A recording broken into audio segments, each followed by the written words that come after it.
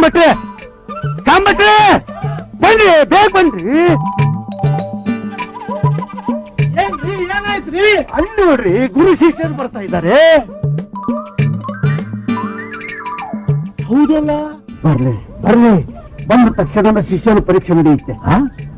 ಶಿಷ್ಯನ ಪರೀಕ್ಷೆ ಅಂದ್ರೆ ಶಿಷ್ಯನ ನೀವು ಪರೀಕ್ಷೆ ಮಾಡ್ತೀರೋ ಅಥವಾ ಶಿಷ್ಯ ನಿಮ್ಮನ್ನು ಪರೀಕ್ಷೆ ಮಾಡ್ತಾರೋ? ಏನಂದ್ರೆ ನನ್ನನ್ನು ಪರೀಕ್ಷೆ ಮಾಡುವಷ್ಟು ಮಟ್ಟಕ್ಕೆ ಬೆಳೆದಿದ್ದಾನೆ ಅವನು. ಏನು ಯಾರಿಗ್ ಗೊತ್ತು, ಮೂರ್ತಿ ಚಿಕ್ಕದಾದ್ರೂ ಕೀರ್ತಿ ದೊಡ್ಡದು ಅಂತಾರಲ್ಲ. ಏನ್ರಿ ನನ್ನೇ ಗೇಲಿ ಮಾಡ್ತಾ ಇದ್ದೀರೇನ್ರಿ? ಅವತ್ತೇನಂದ್ರಿ? ಏನಂದೆ? ನಾವಿಬ್ರು ಒಂದೇ ಅಂದ್ರಲ್ಲ. ಈಗಲೂ ನಾವಿಬ್ರು ಒಂದೇ. ಬನ್ನಿ ಪರೀಕ್ಷೆ ನಡೀಲಿ, ಬನ್ನಿ.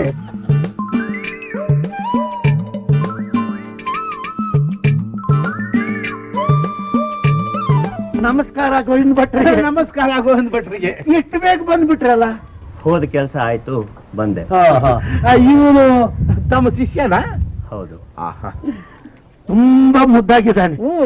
ಮುಖದಲ್ಲಿ ಜ್ಞಾನ ತೇಜಸ್ಸು ಎದ್ದು ಕಾಣುತ್ತೆ. ನಮ್ಮ ಮುಖದಂತೆ ಇದ್ರೆ ಇವ್ರು ಕರ್ಕೊಂಡು ಬರ್ತಿದ್ರೇನು? ಅಂದ ಹಾಗೆ ನಿನ್ನ ಕುಲ ಗೋತ್ರ ಏನ್ ಮಗು? ಮಾನವ ಕುಲ, ಮಾನವ ಗೋತ್ರ. ಅದು ನಮಗೂ ಗೊತ್ತು. ಗೊತ್ತಿದ್ದು ಕೇಳೋದು ತಪ್ಪಲ್ವೇ? ಹಾಗಲ್ಲ ಮಗು, ನಾವೆಲ್ಲರೂ ಮಾನವರೇ. ಆದ್ರೆ ಅದರಲ್ಲಿ ಪಂಗಡಗಳು ಅವು ಇವು ಅಂತ ಇರುತ್ತಲ್ಲ. ಅದು ನಾವ್ ಹಾಕೊಂಡಿರೋ ಬೇಲಿ. ಆ ಬೇಲಿನ ದಾಟಿ ಹೊರಗ್ ಬರೋ ಪ್ರಯತ್ನ ನಾವು ಮಾಡ್ಬೇಕು ಅಂತ ನಮ್ ಗುರುಗಳು ಹೇಳಿದ್ರು.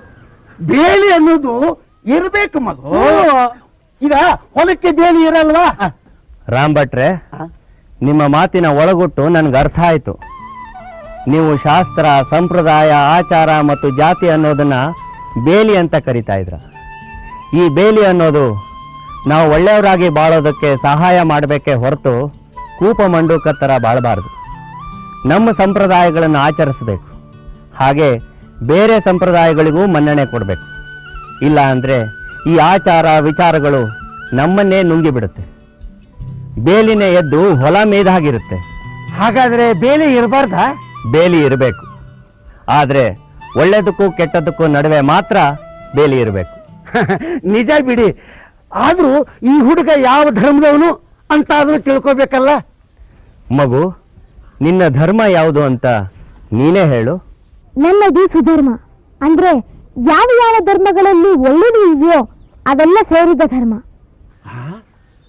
ರಾಮ್ ಭಟ್ರೆ, ಇವನು ಪಿಂಡ ಅಲ್ಲ, ಬ್ರಹ್ಮಾಂಡ. ಅಂದ ಹಾಗೆ ನಿನ್ನ ಹೆಸರೇನು ಮಗು? ಶರೀಫಾ. ನಾನ್ ನನ್ನ ಹೆಸರು ಶರೀಫಾ ಅಂತ ಹೇಳಿದ್ನೆ ಹೊರತು ನಿಮ್ಮನ್ನ ಶರೀಫಾ ಅಂತ ಹೇಳಿಲ್ವಲ್ಲ. ಶರೀಫಾ, ನಿನ್ನ ಹೆಸರು ಕೇಳಿ ಅವರು ದೂರ ಸರಿದು ನಿಂತಿದ್ದಾರೆ. ಇದೇ ತರ ಜಾತಿ ಭೇದದಿಂದ, ಅನಾಚಾರದಿಂದ, ಸ್ವಾರ್ಥದಿಂದ, ಆಸೆಗಳಿಂದ ದೂರ ಸರಿದವರೇ ಮಾನವತ್ವದ ಮಹತ್ವಕ್ಕೆ ಮನ್ನಣೆ ನೀಡ್ತಾರೆ. ಬಾ ಹೋಗೋಣ. ಶಾಬಟ್ರೆ, ಆ ಮಗುವಿನ ಹೆಸರು ಶರೀಫಾ ಅಂತೆ. ಅಂದ್ರೆ ಅವನು ನಮ್ಮ ಧರ್ಮದವನಲ್ಲ. ಇವನ್ನ ತನ್ನ ಶಿಷ್ಯನನ್ನಾಗಿ ಕರ್ಕೊಂಡ್ ಬಂದಿದ್ದಾನಲ್ಲ ಗೋವಿಂದ ಭಟ್ಟ, ಅವನಿಗೇನಾದ್ರೂ ಬುದ್ಧಿ ಇದೆಯೇನ್ರಿ? ಖಂಡಿತವಾಗಿ ಅವರಿಗೆ ಬುದ್ಧಿ ಇಲ್ಲ. ಅದ್ಯಾಕ್ರಿ ಬುದ್ಧಿ ಇಲ್ಲ ಅಂತ ಒಟ್ಟು ಹೇಳ್ತಾ ಇದ್ದೀರಿ? ಹೌದ್ರಿ, ಅವರಿಗೆ ಬುದ್ಧಿ ಇಲ್ಲ. ಅಂದ್ರೆ ಜ್ಞಾನ ಜ್ಞಾನ ಇದೆ. ಜ್ಞಾನ ಈ ತರ ಮಾಡೋದಕ್ಕೆ ಜ್ಞಾನ ಅಂತಾರೆ ಏನ್ರಿ? ಅಲ್ರಿ, ಜ್ಞಾನವಂತರನ್ನ ಧರ್ಮಾತೀತರು, ಮತಾತೀತರು, ಭಾಷಾತೀತರು, ಭಾವಾತೀತರು ಅಂತ ಹೇಳ್ತಾರೆ. ಹೇಳ್ತಾರೆ. ಯಾರಿಗೆ ಹೇಳಿದ್ದು? ಯಾವನ್ರಿ ಹೇಳಿದ್ದು? ನಮ್ಮಂಥವ್ರಂತೂ ಹೇಳಿಲ್ಲ ಬಿಡಿ, ಯಾರೋ ಜ್ಞಾನವಂತರು ಹೇಳಿರ್ಬೇಕು. ಹೌದಾ? ಮುತ್ಕರಿ ಬಾಯಿ.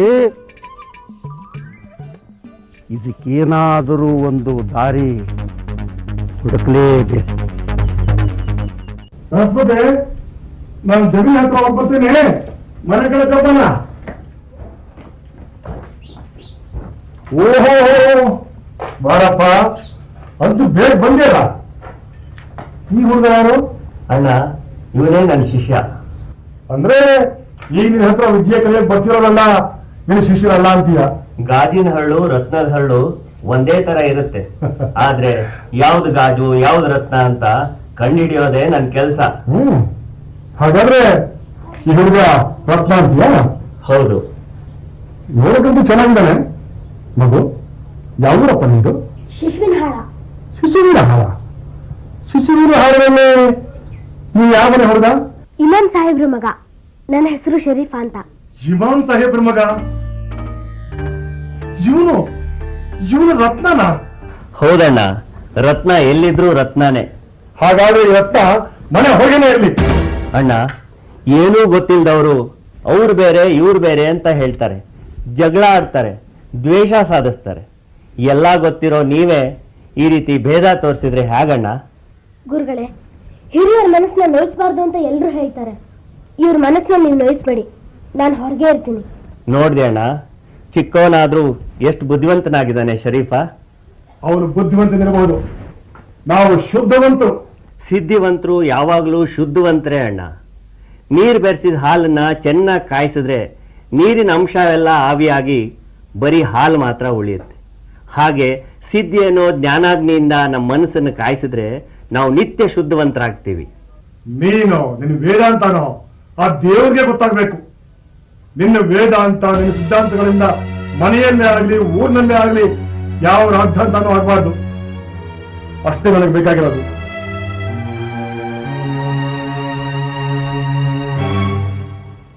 ಶರೀಫಾ, ನಿನ್ನ ಊರು ಯಾವುದು ಮಗು? ಈ ಪ್ರಪಂಚವೇ ಒಂದು ಊರು, ಆ ಊರಿನವನು ನಾನು. ನಿನ್ನ ಹೆಸರು? ಈ ಜನ್ಮದಲ್ಲಿ ಶರೀಫಾ. ಮತ್ತೆ ಅಣ್ಣವ್ರು ಕೇಳಿದಾಗ ನಮ್ಮೂರು ಶಿಶುವಿನ ಹಾಳ, ಹೆಸರು ಶರೀಫಾ ಅಂತ ಹೇಳ್ದೆ. ದೊಡ್ಡವರೆದುರಿಗೆ ವಿನಯದಿಂದ ನಡ್ಕೋಬೇಕು. ಅದು ಅಲ್ಲದೆ ಅವರು ಲೌಕಿಕವಾದ ಪ್ರಶ್ನೆ ಕೇಳಿದ್ರು, ಅದಕ್ಕೆ ಆ ರೀತಿ ಹೇಳಿದೆ.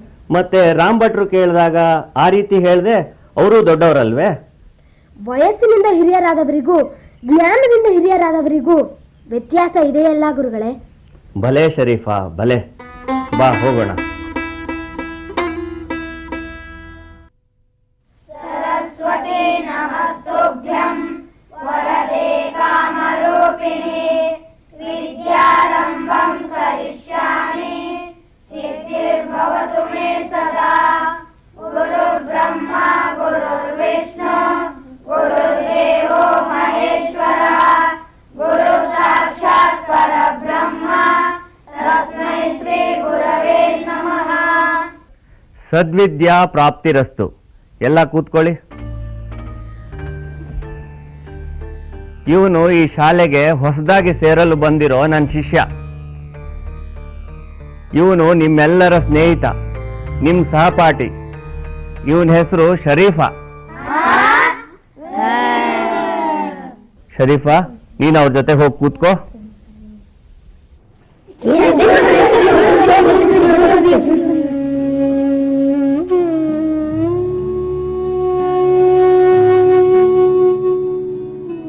ಯಾಕೆ ನೀವೆಲ್ಲ ದೂರ ಸರಿದಿದ್ದು?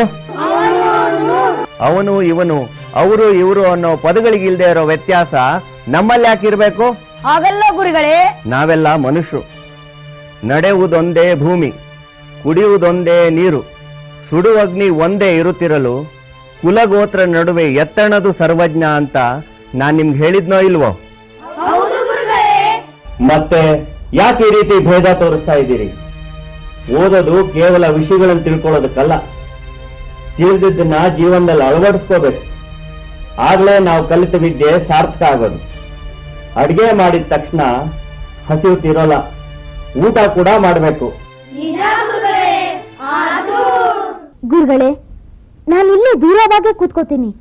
ನೀವು ಹೇಳೋದನ್ನ ಶ್ರದ್ಧೆಯಿಂದ ಕೇಳಬಹುದು. ನನ್ನಿಂದ ದೂರವಾಗಿದ್ದೇವೆ ಅನ್ನೋ ಸಮಾಧಾನ ಅವರಿಗಿರುತ್ತೆ, ನಾನು ಅವರಿಂದ ದೂರವಾಗಿದ್ದೇನೆ ಅನ್ನೋ ಸಂತೃಪ್ತಿ ನನಗಿರುತ್ತೆ. ಕೇಳಿದ್ರ ಶರೀಫನ ಮಾತನ್ನ? ಶರೀಫಾ, ಶಿಷ್ಯ ಅಂದ್ರೆ ಹೇಗಿರ್ಬೇಕು? ನಾನ್ ಕೇಳಿದ್ದು ನಿಮ್ಮನ್ನಲ್ಲ, ಶರೀಫನನ್ನ. ಶರೀಫಾ, ನೀ ಹೇಳು. ಕಣ್ಣಲ್ಲಿ ಗುರುವಿನ ರೂಪ, ಕಿವಿಯಲ್ಲಿ ಗುರುವಿನ ಉಪದೇಶ, ಮನಸ್ಸಿನಲ್ಲಿ ಗುರುವಿನ ಧ್ಯಾನ, ಈ ಮೂರನ್ನು ಬಿಟ್ಟು ಬೇರೆ ಯಾವುದನ್ನು ಚಿಂತಿಸದೇ ಇರುವವನೇ ನಿಜವಾದ ಶಿಷ್ಯ. ಗುರು ಅಂದ್ರೆ ಯಾರು? ಶರೀಫಾ, ಗುರುಗಳೇ, ಬೆಟ್ಟದಷ್ಟು ಕರ್ಪೂರ ಹಚ್ಚಿದರೂ ಬೂದಿ ಹೇಗೆ ಉಳಿಯುವುದಿಲ್ಲವೋ ಹಾಗೆ ತನ್ನನ್ನು ನಂಬಿದ ಶಿಷ್ಯರ ಸಂಸಾರ ವಾಸನೆಗಳನ್ನೆಲ್ಲ ಯಾರು ಸುಟ್ಟು ಹಾಕುತ್ತಾರೋ ಅವರೇ ಗುರುಗಳು. ಕೇಳಿದ್ರ ಗುರುಸ್ಥಾನ ಎಂಥ ಮಹತ್ವದ್ದು. ಅಂಥ ಗುರುಗಳ ಹತ್ರ ಈ ರೀತಿ ಜಾತಿ ಮತ ಕುಲ ಧರ್ಮ ಅನ್ನೋ ಭೇದ ತೋರಿಸೋದು ಒಳ್ಳೇದಲ್ಲ. ಗುರುವಿಗೆ ಬೇಕಾದ್ದು ವಿದ್ಯೆ ಕಲಿಯೋದ್ರಲ್ಲಿ ನಿಮ್ಮ ಶ್ರದ್ಧೆ. ಆದ್ರಿಂದ ಇದೆಲ್ಲ ಬಿಟ್ಟು ಎಲ್ಲರೂ ಒಟ್ಟಾಗಿ ಕಲಿತು ಬಾಳಬೇಕು. ಅನಾವಶ್ಯಕವಾದ ಭೀತಿ ಹುಟ್ಟಿಸೋ ಈ ಜಾತಿ ಅನ್ನೋ ಭೂತನ ಹೊರದೂಡಿಸಿ. ಇದೇ ನಿಮ್ಗೆ ಈ ದಿನ ನಾನು ಹೇಳೋ ಪಾಠ, ನಾ ಹೇಳೋ ಉಪದೇಶ. ಏನ್ ಅರ್ಥವಾಯ್ತು ಹೇಳಿ?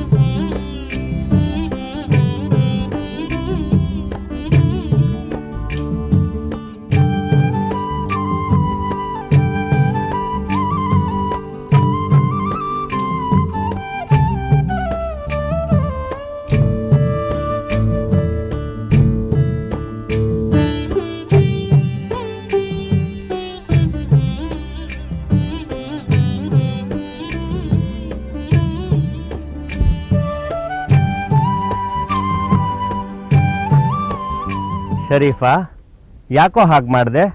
ಕ್ಷಮಿಸಿ ಗುರುಗಳೇ, ನಾನು ಹೊನ್ನಿನ ಆಸೆಗೆ ಒಳಗಾಗಬಾರ್ದು ಅಂತ ನೀವು ಕಾಲ್ಗೆಜನ ಮಣ್ಣಿನಲ್ಲಿ ಮುಚ್ಚಿಟ್ರಿ. ಮೇಲೆ ಮುಚ್ಚಿದ ಮಣ್ಣು ಕಾಲಿಗೆ ತಗಲಿ ಅಥವಾ ಗಾಳಿ ಚೆದ್ರು ಹೋದ್ರೆ ಆ ಗೆಜ್ಜೆ ಕಣ್ಣು ಕಾಣಬಹುದು. ಆಸೆ ಹುಟ್ಟಿ ಮನಸ್ಸು ಚಂಚಲವಾಗಬಹುದು. ಅದಕ್ಕೆ ಅದನ್ನ ಹಳ್ಳ ಮಾಡಿ ಹೂತಿಟ್ಟೆ.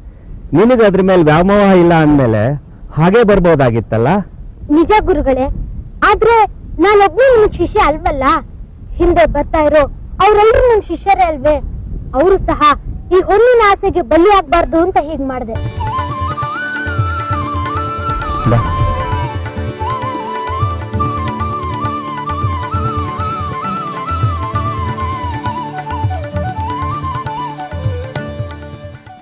ಇದು ಶ್ರೀನಿವಾಸನ್ ಪಾಟಿ. 9ರಲ್ಲಿ 3 ಹೋದ್ರೆ 1.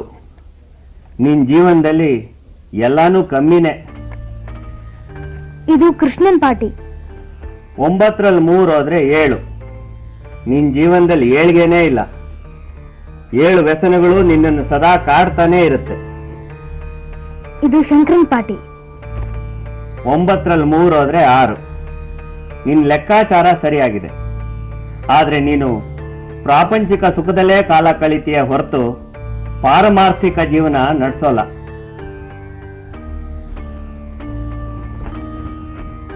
ಇದ್ಯಾರ್ದು? ಇದು ನಂದು ಗುರುಗಳೇ. 9ರಲ್ಲಿ 3 ಹೋದ್ರೆ 0.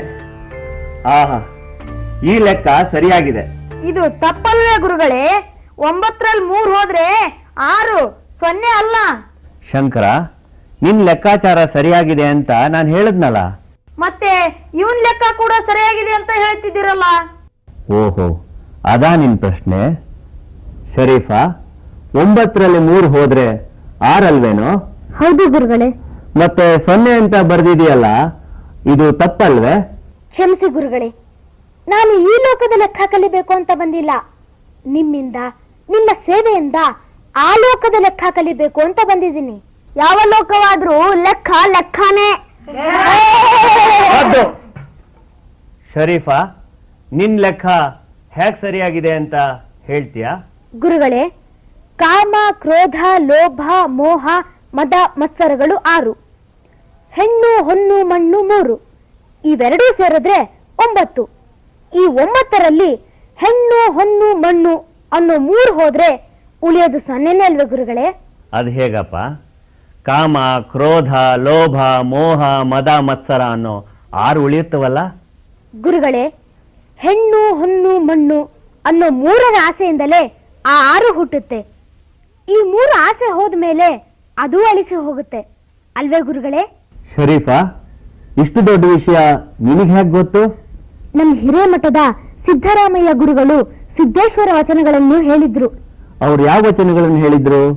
ಕಣ್ಣಿನಲ್ಲಿ ಕಾಮ, ಮನದಲ್ಲಿ ಕ್ರೋಧ, ಪ್ರಾಣದಲ್ಲಿ ಲೋಭ, ಬುದ್ಧಿಯಲ್ಲಿ ಮದ, ವಿವೇಕದಲ್ಲಿ ಮತ್ಸರ, ಅರಿವಿನಲ್ಲಿ ಮಾಯೆ, ಉಳ್ಳನ್ನಕ್ಕರ ಎಂತು ಭಕ್ತನೆಂದೇ ಅಂತ ಒಂದು ವಚನ. ಹೆಣ್ಣ ಬಿಟ್ಟೆ ಮಣ್ಣ ಬಿಟ್ಟೆ ಹೊನ್ನ ಬಿಟ್ಟೆನೆಂದು ಜಗದ ಕಣ್ಣ ಕಟ್ಟಿ ಮೆರೆವ ಕಣ್ಣ ಬೇನೆಯ ಬಣ್ಣದ ಅಣ್ಣಗಳು ನೀವು ಕೇಳಿಭೋ. ಮಾತಿನಲ್ಲಿ ಬಿಟ್ಟಿರುವೆಯೋ ಮನದಲ್ಲಿ ಬಿಟ್ಟಿರುವೆಯೋ ಎಂದು ಹೇಳಿದ್ರು. ಇವೆರಡನ್ನು ಸೇರಿಸಿ ನಾನು ಈ ರೀತಿ ಹೇಳಿದೆ. ಇದನ್ನ ಜೀವನದಲ್ಲಿ ಸಾಧಿಸೋಕ್ಕಾಗತ್ತಾ? ಸಾಧಿಸ್ಬೇಕು ಅನ್ನೋ ಮನ್ಸಿದ್ರೆ ಸಾಧ್ಯವಾಗುತ್ತೆ ಗುರುಗಳೇ. ನೀನ್ ಸಾಧಿಸ್ತೀಯಾ? ನಿಮ್ಮ ಆಶೀರ್ವಾದ ಮಾರ್ಗದರ್ಶನ ಎರಡೂ ಇದ್ರೆ ಸಾಧಿಸ್ತೀನಿ ಗುರುಗಳೇ. ನೋಡಿದ್ರ, ವಿದ್ಯಾರ್ಜನೆಗೂ ಜ್ಞಾನಾರ್ಜನೆಗೂ ಎಷ್ಟು ಅಂತರ ಇದೆ ಅಂತ ಗೊತ್ತಾಯ್ತಾ? ಗುರುಗಳ ಹತ್ರ ಕಲ್ತ್ರೆ ವಿದ್ಯೆ ಬರುತ್ತೆ, ಗುರುಗಳ ಸೇವೆ ಮಾಡಿದ್ರೆ ಜ್ಞಾನ ಬರುತ್ತೆ, ಜ್ಞಾನ ಬಂದ್ರೆ ಮುಕ್ತಿ ಸಿಗುತ್ತೆ. ಇದ್ರ ಬಗ್ಗೆ ಪುರಂದರದಾಸರು ಹಾಡಿನ ರೂಪದಲ್ಲಿ ಬಹು ಸೊಗಸಾಗಿ ಹಾಡಿದ್ದಾರೆ. ಅದೇನು ಹೇಳಿ ಗುರುಗಳೇ?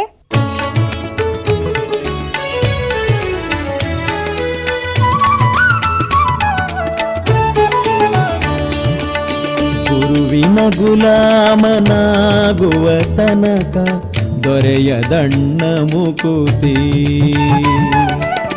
ಗುರುವಿನ ಗುಲಾಮನಾಗುವ ತನಕ ದೊರೆಯದಣ್ಣ ಮುಕುತಿ. ಪರಿಪರಿ ಶಾಸ್ತ್ರವನೋದಿದರೇನು ವ್ಯರ್ಥವಾಯಿತು ಭಕುತಿ. ಗುರುವಿನ ಗುಲಾಮನಾಗುವ ತನಕ ದೊರೆಯದಣ್ಣ ಮುಕುತಿ.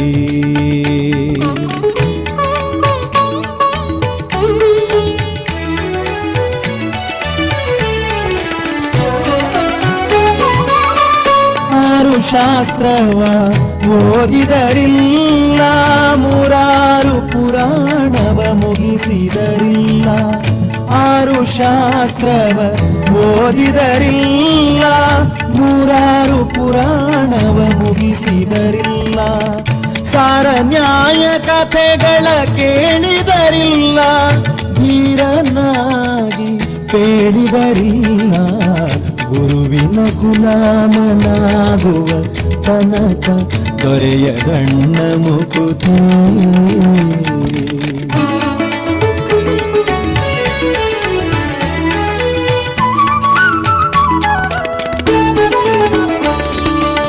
ಕೊರಳೊಳು ಮಾಲೆ ಧರಿಸಿದರಿಲ್ಲ, ಬೆರಳೊಳು ಜಪಮಣಿ ಎಣಿಸಿದರಿಲ್ಲ. ಕೊರಳೊಳು ಮಾಲೆ ಧರಿಸಿದರಿಲ್ಲ, ಬೆರಳೊಳು ಜಪಮಣಿ ಎಣಿಸಿದರಿಲ್ಲ. ಮರುಳನಂತೆ ತಾ ಶರೀರಕ್ಕೆ ಬೂದಿ ಒರೆಸಿಕೊಂಡು ತಾ ತಿರುಗಿದರಿಲ್ಲ. ಗುರುವಿನ ಗುಲಾಮನಾಗುವ ತನಕ ದೊರೆಯದಣ್ಣ ಮುಕುತಿ.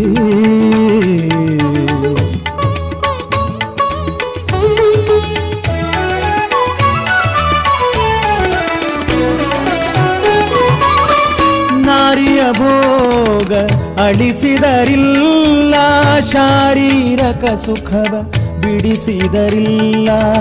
ನಾರಿಯ ಭೋಗ ಅಳಿಸಿದರಿಲ್ಲ, ಶಾರೀರಕ ಸುಖವ ಬಿಡಿಸಿದರಿಲ್ಲ.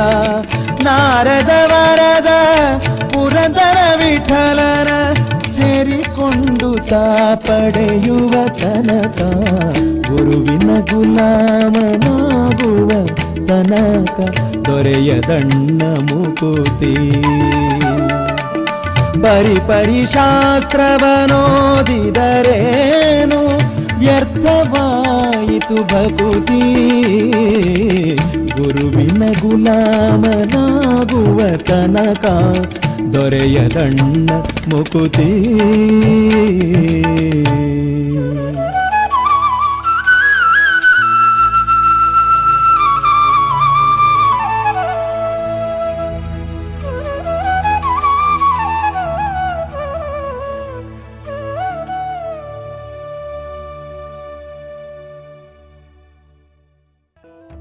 ಈಶ್ವರ ಅಲ್ಲ